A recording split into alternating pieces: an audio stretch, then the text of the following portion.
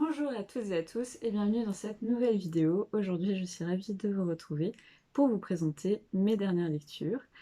Donc ça va être un bilan lecture assez mitigé, voire carrément décevant, malheureusement. Bon, ça arrive, mais je dois vous avouer que je suis un peu déçue. Donc écoutez, je vous propose qu'on commence tout de suite par, peut-être ma pire déception. Il s'agit de Cemetery Boys, donc de Hayden Thomas, aux éditions Naus. Donc de quoi ça parle? On va suivre Yadriel, qui est un Blowjo, qui a transitionné et qui donc n'est pas accepté par sa famille, qui est encore qui est dans les traditions, et en gros, dans ces traditions latines, il y a les Blowjo, les garçons, et les Blowja, les filles, ils ne font pas le même type de magie. Or, Yadriel est très doué et a totalement les pouvoirs d'un Blowjo.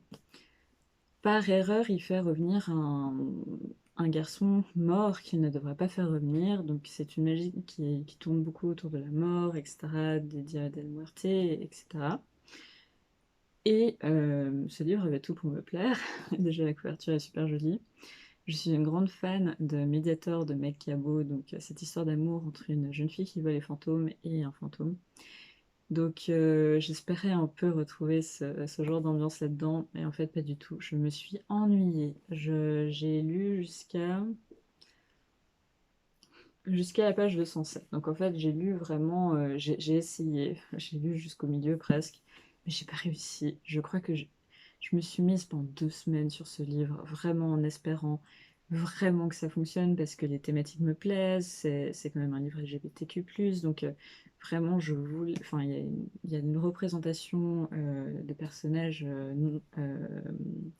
latinx, de personnages LGBTQ+, des personnages qui ont transitionné, donc des personnages lesbiens, etc., etc. Donc il y avait toute une série de choses qui me donnaient très envie d'aimer ce livre, mais honnêtement, ça n'a pas fonctionné, et ça n'a pas fonctionné pour une seule et unique raison, le rythme.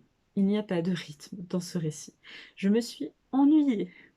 Il y avait tellement de choses cool, comme le fait qu'ils vivent dans un cimetière avec leur famille morte qui leur parle. Enfin, il y avait des choses vraiment, enfin, qui étaient parfaites pour Halloween, mais ça n'avançait pas. Il y a eu un moment, j'ai arrêté à ce moment-là. Donc, disons que l'intrigue de base, c'est que un des Blowjo meurt, et normalement son esprit est censé revenir, parce que toute la communauté de Blowjo sente la mort d'un des leurs. Sauf qu'il meurt dans des circonstances très violentes et on ne le retrouve pas, et on ne retrouve pas son corps. C'est à ce moment-là que Yadriel, du coup, va faire apparaître, comment il s'appelle, bon, c'est pas dit, mais faire apparaître cette autre personne qu'il connaît plus ou moins parce qu'ils vont dans le même lycée. Et là, je me suis dit, bon, bah, ça va avancer, on va avoir une enquête, quelque chose. Non, ils vont à l'école. Ils vont à l'école parce que Yadriel a peur de rater son examen de maths, et du coup, ils vont à l'école toute la journée, alors qu'on sait que les jours sont comptés parce que un fantôme, s'il n'est pas rapidement pris en charge, devient un esprit vengeur qui peut faire du mal aux gens, voire tuer des gens. Donc j'étais un peu là, c'est une blague. Tout ça pour ça. Il y a aussi toute une série de moments où il faut échapper à la grand-mère qui cuisine dans la cuisine du coup. Et du coup, c'est une course-poursuite entre la grand-mère qui veut faire manger Yadriel et puis Yadriel qui essaie de cacher le fantôme. Enfin, honnêtement, c'était pas intéressant. C'était pas intéressant. Je pense pas que c'est une question du fait que ce soit un ouvrage young adulte. Je pense que les intentions dans le livre sont bonnes parce qu'il y a vraiment une volonté d'intégration, vraiment de beaux éléments. Mais honnêtement, ça ne me convient pas d'un point de vue du rythme, et je ne vais pas me forcer à lire un livre qui m'ennuie en fait, parce que franchement on n'avance pas. On est déjà au milieu du livre, on n'a toujours pas débuté l'intrigue. Donc je sais pas quand ça va arriver. Euh, J'espère quelques pages après que j'ai arrêté, mais en l'occurrence, bon voilà, j'ai compris. J'aurais voulu en savoir plus du coup sur leur déesse, qui paraissait super intéressante, mais en fait on n'en parle pas du tout. Sur les rituels, on n'en parle pas du tout. Bon bref. Comment dire? Grosse déception, je ne peux pas vous le conseiller. Néanmoins, si vous cherchez des ouvrages, présentant des héros qui ont transitionné, clairement, ce livre est fait pour vous. En tout cas, envisagez ce livre, mais moi le rythme, ça ne m'a pas convaincue, donc malheureusement non pour Symmetry Boys. Je le mets quand même de côté, je vais essayer de le relire Halloween prochain, peut-être que je changerai d'opinion, parce que j'aimerais vraiment apprécier ce livre, parce qu'autrement les idées étaient super bonnes et j'étais hyper enthousiasmée, mais parfois ça ne fonctionne pas, donc voilà. Ensuite, autre déception que je n'ai pas lu jusqu'au bout, on le voit avec mon petit signet, il s'agit de Eugénie Grandet de Balzac. Donc en fait, de quoi ça parle? Ça parle d'Eugénie Grandet, qui est la fille de Monsieur Grandet, dans une petite ville de campagne, et soi-disant, Monsieur Grandet aurait un immense trésor, mais Monsieur Grandet est quelqu'un d'extrêmement pingre et avare. Et un jour, le cousin d'Eugénie arrive, son père s'est suicidé sous les dettes. Et le cousin et Eugénie vont tomber amoureux, et évidemment, l'avarice du père va poser toute une série de problèmes. Et je me suis arrêtée à là, à peu près. Pourquoi lire ce livre? Pourquoi lire Balzac? Donc déjà, il faut savoir que je ne porte pas Balzac dans mon cœur. Je n'avais jamais vraiment lu un livre en entier de Balzac, donc ce ne sera pas aujourd'hui, vu que je ne l'ai pas terminé. Mais disons que voilà, j'avais des préjugés sur Balzac qui se sont malheureusement beaucoup confirmés à la lecture de ce roman. Donc déjà, je voulais pas commencer par sa grande saga, c'est pour ça que je choisis Eugénie Grandet, parce que je crois que soit c'est un roman solitaire, soit il s'agit du premier tome d'une trilogie, en tous les cas qui peut se lire tout seul sans avoir lu tout le reste. Donc c'était un peu le but et j'avais pas envie de lire Peau de chagrin. Donc pourquoi lire ce livre? Je pourrais faire une vidéo là-dessus si ça vous intéresse, mais en ce moment je cherche à améliorer mon expression écrite et mon expression orale par rapport à mes études et puis par rapport aussi à une volonté personnelle de m'améliorer. Et du coup, on m'a conseillé de lire des grands classiques de la littérature française, pas tous les classiques, mais certains qui ont particulièrement une plume, euh, on va dire, bien structurée. Pas forcément les plus belles plumes, mais des plumes qui fonctionnent, qui sont efficaces et qui, du coup, dont on peut s'inspirer pour écrire des dissertations, etc. Donc on m'a conseillé Balzac. Et donc j'ai acheté Balzac et j'ai détesté. J'ai détesté. Honnêtement, j'ai trouvé le livre misogyne. Je sais pas si c'est un commentaire qu'on fait souvent de Balzac, parce que je ne suis pas du tout une littéraire. Enfin, dans le sens, je n'ai pas fait d'études en langue et littérature française, donc voilà, je m'excuse si je dis tout plein de bêtises. Moi, j'ai trouvé le livre incroyablement misogyne. Les personnages féminins, soit sont inexistants, soit sont stupides. Donc c'était quand même un peu problématique.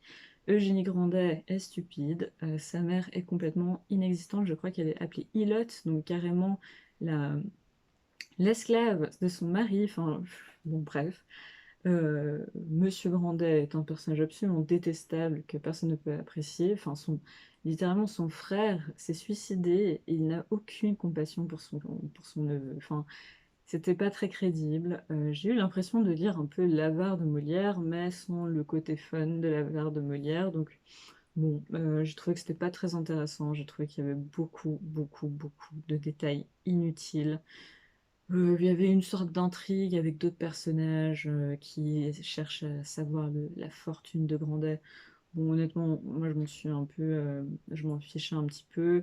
La pauvre servante, elle aussi, un personnage féminin qui n'est vraiment pas gâté par la nature et par Grandet, qui se fait littéralement traiter comme un chien, littéralement, en fait, elle dort avec les chiens. Bon, bref, moi j'ai absolument détesté. Je ne comprends pas, je ne comprends pas.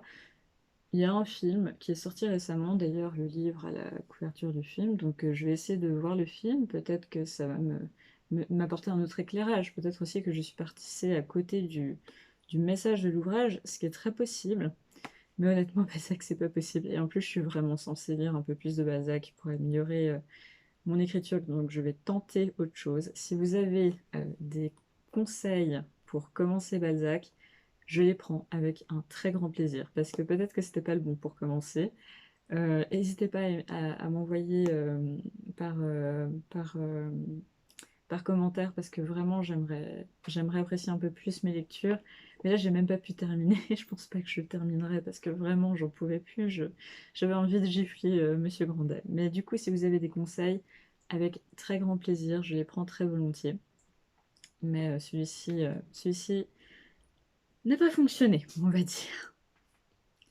Ensuite, ben, vu qu'on est dans les déceptions, je vous propose de continuer dans les déceptions.